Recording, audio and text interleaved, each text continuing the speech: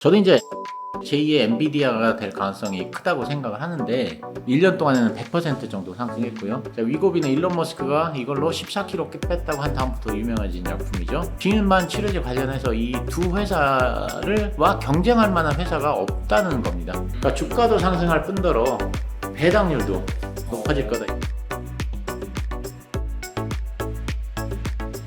약간 다른 얘기긴 한데 이런 게 있습니다. 그러니까 주도주는 어디까지 오를지 모르거든요. 이제 아까도 제가 말씀드렸듯이 세룸 기술이 옛날에 10배 올랐으니까 야, 이 정도면 됐다고 팔았는데 그 뒤로 15배가 더 올랐어요.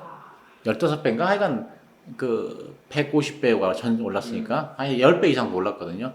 사실 이제 그때 제가 느낀 게 뭐냐면 이 주도주는 함부로 팔면 안 된다. 이걸 느꼈거든요. 그래서 어느 방송회를 제가 한번 나갔었는데 그때가 이제 한 6개월 전입니다. 6개월 전인데 완초니까 연초니까 그때도 이제 그 PD분이 물어보시더라고요. 엔비디아 주식을 조금 갖고 있는데 언제 팔아야 되냐. 그래서 제가 똑같은 얘기를 했어요. 그때도 이미 많이 올랐었거든요. 네. 그래가지고 주도주 함부로 팔면 안 된다. 그런 얘기를 제가 하면서 그럼 언제 팔아야 되냐. 그래서 제가 뭐 그거는 물론 나도 모르지만 나 같으면 음봉이 월봉으로 봤을 때 음봉이 한 2번 정도 나오면 연속으로 그러면 이제 이게 어느 정도 꺾였다고 보고 팔아도 되지 않겠냐 그런 얘기를 했거든요. 그러니까 월봉이 음봉으로 연속 2번. 네. 사실 그래서 주도주는 뭐 이렇게 자기 맘대로 막 그냥 판단하면 안 되는 것 같아요. 야, 이 정도면 뭐 이제 더 이상 그런 거는 없는 것 같아요. 그러니까 그거는 하여간 잘 판단하시면 될 것 같고요. 지금으로부터도 사실 더 오를지 여기서 떨어질지 사실 뭐 며느리도 모르고 귀신도 모르죠. 근데 이제 어쨌든 간에 자 제2의 엔비디아라고 하긴 좀 그렇지만 자, 비만 치료제 일라이릴리 제2의 엔비디아 꿈꾼다 이런 이제 기사가 나왔습니다. 저도 이제 일라이릴리를 이제 제2의 엔비디아가 될 가능성이 크다고 생각을 하는데 일라이릴리는 제가 작년부터 여기 웅달에 나와서도 계속 이 말씀을 많이 드렸던 종목이죠. 그래서 이제 저도 조금 투자를 하고 있어서 이제 뭐 편견이 또 있을 수도 있는데 어쨌든 간에 이 종목을 제가 생각하는 대로 좀 말씀을 드리겠습니다. 자, 요 지금 보시면요. 이게 일라이릴리 금년도 주가입니다. 이렇게 보시면 금년에 55% 정도가 상승을 했는데요. 1년 동안에는 100% 정도 상승했고요. 근데 이제 요 지금 요 차트를 보시면 아시겠지만 일라이릴리는 이게 조정이 없이 계속 올라왔어요. 그러니까 조정이 없이 꾸준히 올라왔어요. 제가 이 종목 시세를 매일 보는데 뭐 최근에 보면 주가 하락한 날은 거의 없고요. 뭐 올라도 매일 조금씩 오릅니다. 조금씩. 그리고 이제 하락을 해도 1% 이상 하락한 적이 거의 없어요. 그만큼 이제 수요도 많고 견조하게 주가가 상승하는 종목이거든요. 이런 종목만 있으면 사실 투자할 만할 것 같아요. 매일 오르고 꾸준히 오르고 뭐 떨어질 때도 0.몇% 떨어지고 사실 얼마나 마음이 편합니까 이런 종목은. 그죠? 근데 최근에 이렇게 큰 상승을 보이면서 일라이릴리는 그 엔비디아에 이어서 이제 액면 분할 후보로 꼽히고 있습니다.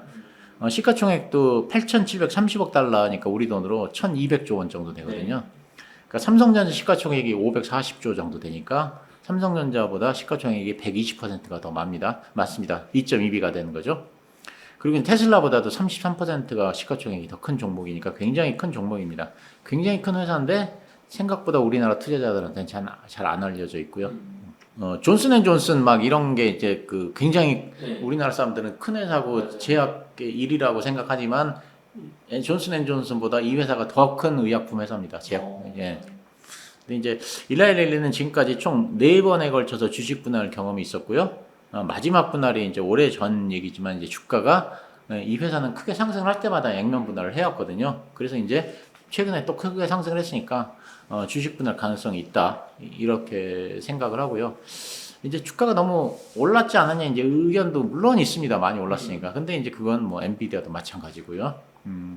자, 그럼 왜 일라이릴리를 제2의 엔비디아라고 생각하는지에 대해서 말씀을 한번 드려보겠습니다. 제 생각이긴 하지만 무엇보다도 자 비만 치료제인 젯바운드 때문인데요. 주가를 상승하게 하는 가장 강력한 모멘텀이 뭐냐면 저는 수요와 공급의 불일치라고 생각합니다. 공급이 수요를 충분히 따라가지 못한다면 이건 다 만드는 대로 다 팔린다는 얘기고요. 그러면 가격도 마음대로 어느 정도는 조정할 수 있다 이런 얘기죠. 그렇게 되면 이제 매출과 이익이 급증한다는 얘기고요.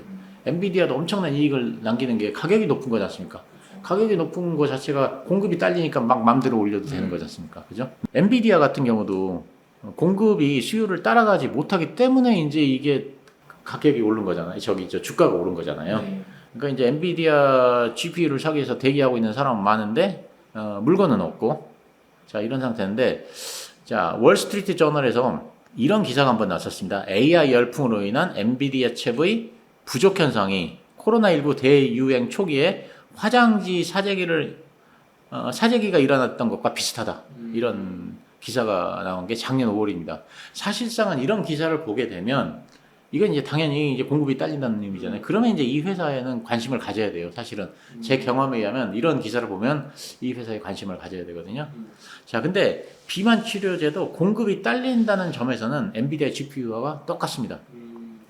비만 치료제 시장은 현재 그 노보노디스크 위고비하고 일라이릴리 젯바운드 이제 두 회사가 양강 구도를 형성하고 있고요.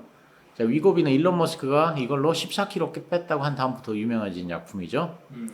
그 노보노디스크는 이제 2021년에 FDA로부터 이제 그 허가를 받아서 위고비를 출시했고 일라이릴리는 이제 당뇨병 치료제였던 마운자로를 이제 2023년 11월 비만 치료제용으로 승인을 받아서 젯바운드라는 이름으로 재출시를 했고요. 그래서 이제 그 후로 이제 주가 상승가 굉장히 많이 올랐죠. 자, 모건 스탠리에 하면 2022년 3조 원 규모의 글로벌 비만 치료제 시장이 2030년 되면 130조 원으로 무려 30배나 성장을 한다는 얘기고요. 비만 인구가 굉장히 많이 늘어나는 건 누구나 다 아는 얘기고요.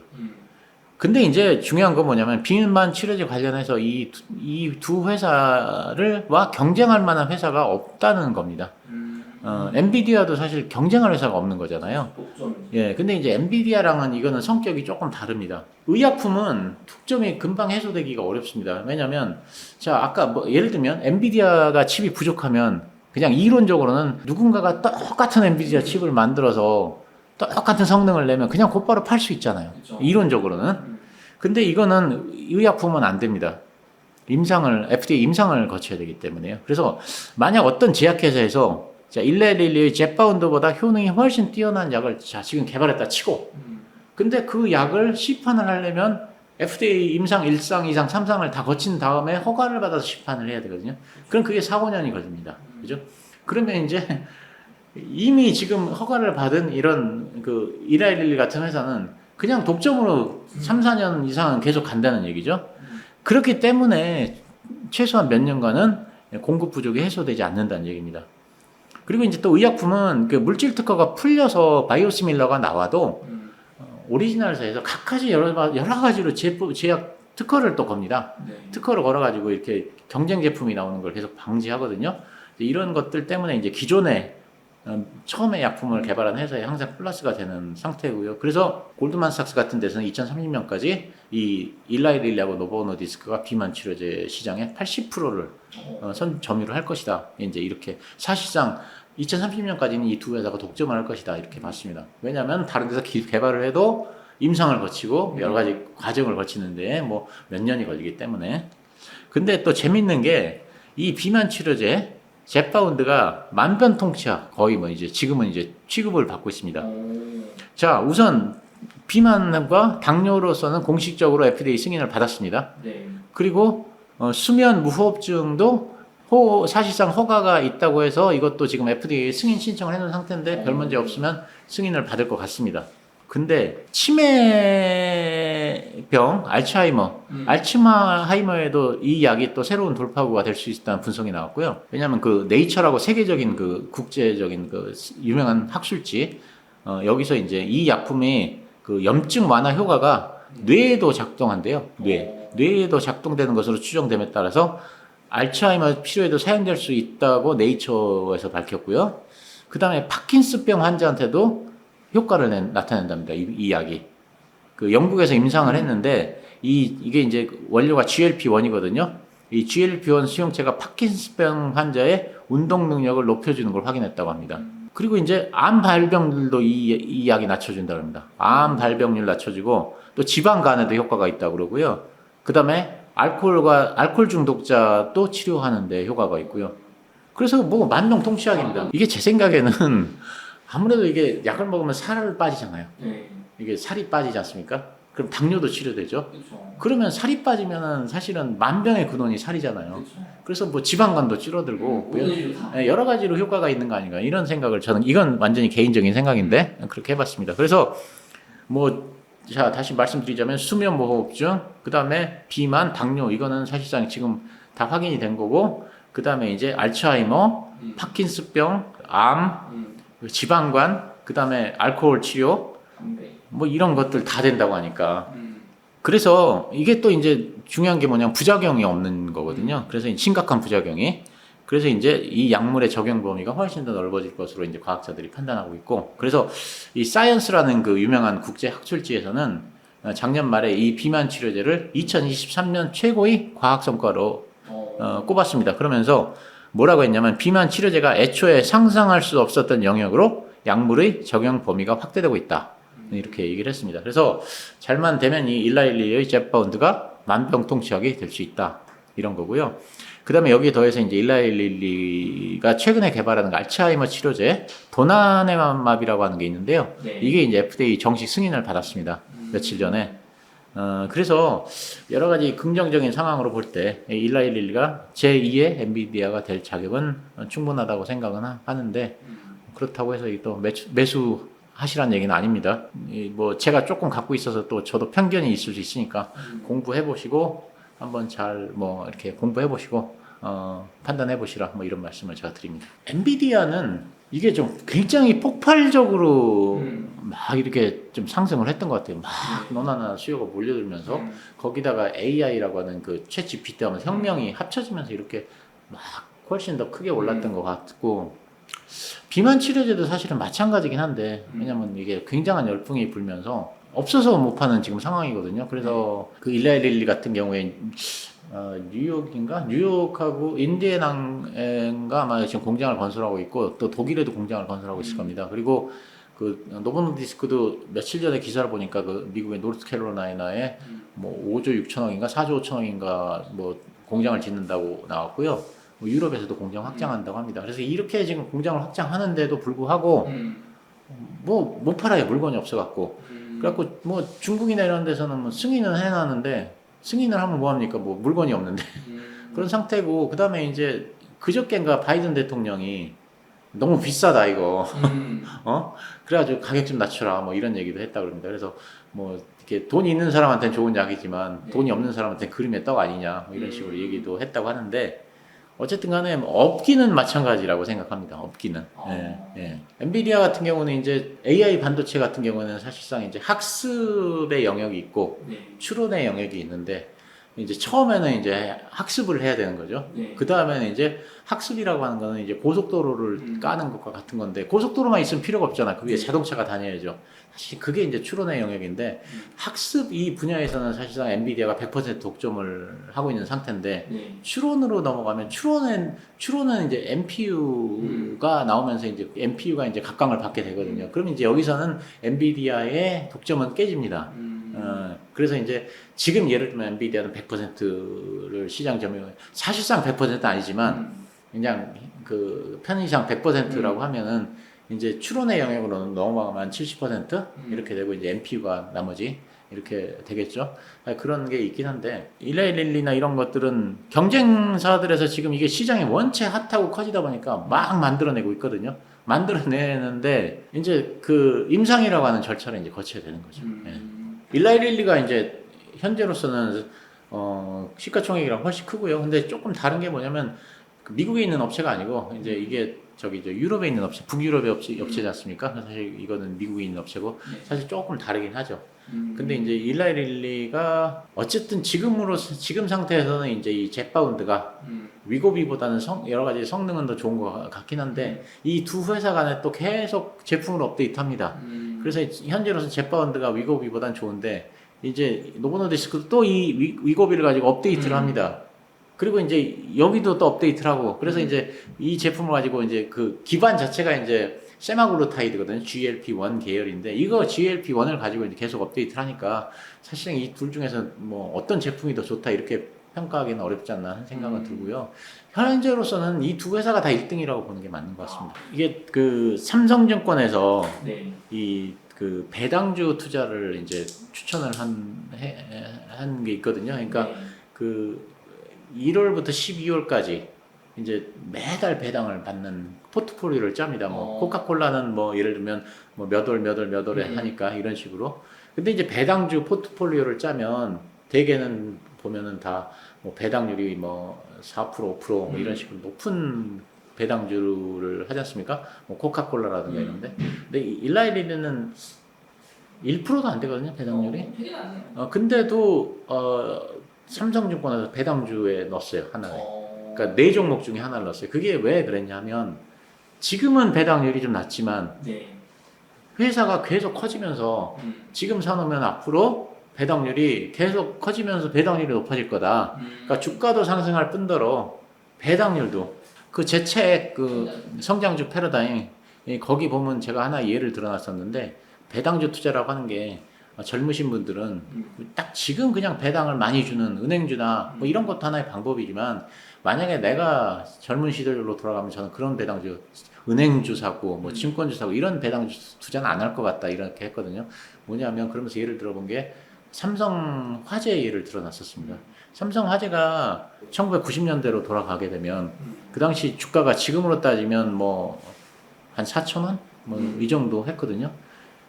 그럼 4천 원 주고 사놓고 몇 년 있으니까 지금은 이 주식이 얼마 전에 찾아봤더니 한 주당 16,000원씩 배당을 줘요. 그러니까 4,000주를 사놓고서 뭐 한 이 유망한 회사를 사놓고서 한참 있었더니 이게 16,000원씩 배당을 준단 말이에요. 매년 그러니까 1,000만 원 투자했으면 어떻게 되죠? 한 4천만 원씩 매달 배당을 받는 거잖아요. 그럼 뭐 국민연금 이거 뭐 다 필요 없는 거죠. 그러니까 이제 예를 들면 이런 개념인 거예요. 그러니까 일라이릴리를 삼성증권이 추천한 게 뭐냐면 지금 자체는 배당이 낮지만 어차피 이거는 지나면서 배당이 올라갈 거다. 그러니까 지금은 0. 몇 프로지만 나중엔 2%가 될 거, 3%가 될 거다. 근데 2%가 3%가 되면서 주가도 올라갈 거니까 사실 이런 것들이 오히려 더 좋은 거 아니냐 이런 논리였습니다. 예, 그래서 저는 그 배당주 투자라고 하는 게 사실상은 제일 좋은 거는 성장주라고 생각합니다. 예, 지금 당장은 회사가 그 뭐 이렇게 배당을 잘 못 준다고 할지라도 회사가 빨리 성장을 해서 그냥 엄청난 배당을 주는 아까 얘기했지만 1,000만 원 지금 투자해놨더니 한 20년 후에 배당으로만 한 매년 뭐 4천만 원씩 받는다. 이런 게 훨씬 더 좋은 투자라는 얘기죠. 네, 이런 게 훨씬 더 좋은 투자라는 얘기. 근데 이게 문제는 그런 눈을 가지고 있느냐 이런 거겠죠. 그러니까 그거는 이제 투자 성향에 따라 다른 것 같아요. 본인 성향에 따라서. 어떤 분들은 예를 들면 뭐 그 성향에 따라서 지금 주식 투자 못하는 분들도 있고 그렇지 않습니까? 아니면 이게 견디지 못해가지고 그전 뭐 은행주나 이렇게 굉장히 안정적인 것만 하는 분들도 있고 또 어떤 분들은 이렇게 굉장히 오르내림이 큰 종목에 하는 것도 있고 그게 다 성격 탓이라고 생각하거든요. 성격에 따라 다른 것 같아요. 그러니까 그게 뭐 어떤 게 더 좋다 이런 건 아니고 나한테 어느 게 맞느냐 이게 더 중요한 것 같습니다. 그러니까 테슬라는 아직은 이렇게 그래도 초창기 기업이지 않습니까? 그러니까 이제 주가도 이게 오르내림이 굉장히 큽니다. 그래서 어떤 사람들은 이걸 못 견디는 사람이 있습니다. 400불짜리가 갑자기 뭐 100몇십 불까지 떨어지잖아요, 주가가. 이거를 50% 이상 떨어지면 막 그냥 회사 가서도 맨날 이거 생각하고 이거 막 안절부절하고 하루에 한 10% 떨어지면 안절부절하고 이런 사람은 이 주식 하지 말아야 되고요.